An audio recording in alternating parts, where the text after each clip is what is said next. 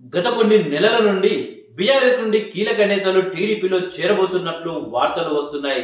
అయితే తాజాగా కొన్ని రాజకీయ పరిణామాల వల్ల ఆ వార్తలకైతే పులి స్టాప్ పడ్డది.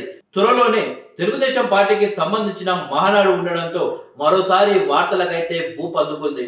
దీంతో బీఆర్ఎస్ పార్టీకి మరొక తలనొప్పి అయితే వచ్చి పడిందని చెప్పవచ్చు. ఒకవైపు కాళేశ్వరం, మరోవైపు ఫోన్ ట్యాపింగ్, కవిత లిక్కర్ కేసు, కవిత కొత్త పార్టీ అని ప్రచారం, కేటీఆర్ పై కార్ రేసింగ్ కేసు, కేసీఆర్ తర్వాత వారసత్వం కోసం జరుగుతున్న అంతర్యుద్ధంతో బీఆర్ఎస్ పార్టీ శ్రేణులంతా అయోమయానికి గురవుతున్నారు. ఒకవైపు నాయకులకు, కార్యకర్తలకు భయంగా ఉన్న సందర్భంలో మరోసారి బీఆర్ఎస్ నుండి కీలక నేతలు టీడీపీలోకి వెళ్తున్నారు అనే వార్త రావడం బీఆర్ఎస్ పార్టీ కార్యకర్తలకైతే తలనొప్పిగా మారిపోయింది.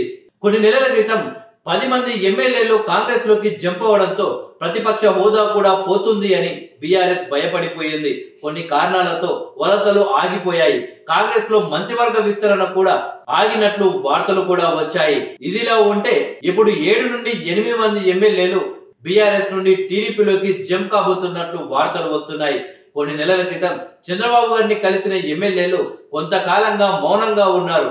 మారుతున్న రాజకీయ పరిణామాలతో బీఆర్ఎస్ కు భవిష్యత్ లేదన్న ఆలోచన, తెలంగాణలో కూటమికి భవిష్యత్తు ఉంటుందన్న ప్రచారంతో టీడీపీలోకి వెళ్లడంతో వాళ్లకు రాజకీయ భవిష్యత్తు ఉంటుంది అని, ఇంకా 4 ఏళ్లు బీజేపీ కేంద్రంలో అధికారంలో ఉన్నందున తమకు తెలంగాణలో ఎలాంటి అడ్డంకులు ఉండవని బీఆర్ఎస్ లో జంపీ ఎమ్మెల్యేల ఆలోచనగా తెలుస్తుంది.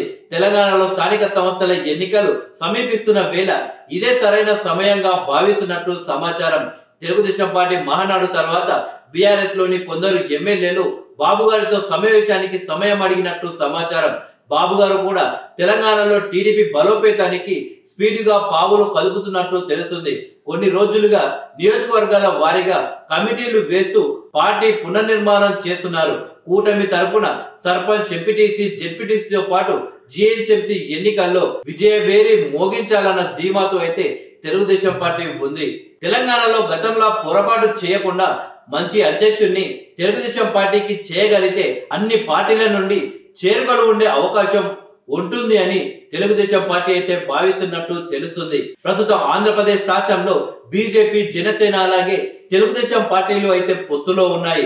అదే రకంగా రాబోయే జీహెచ్ఎంసీ ఎన్నికల్లో కూడా ఆ రకంగానే పొత్తు పెట్టుకొని ఆ తర్వాత జరిగే అసెంబ్లీ ఎన్నికల్లో కూడా జనసేన అలాగే బీజేపీతో తెలంగాణలో కూడా పొత్తు పెట్టుకోవాలి అని టీడీపీ అయితే భావిస్తున్నట్లు తెలుస్తుంది. ఇందుకు కారణంగానే తెలంగాణ తెలుగుదేశం పార్టీకి బలమైన అధ్యక్షుడిని ఇవ్వడం ద్వారా తిరిగి తెలంగాణలో పుంజుకునే అవకాశం ఉంటుంది అని టీడీపీ భావిస్తున్నట్లు తెలుస్తుంది.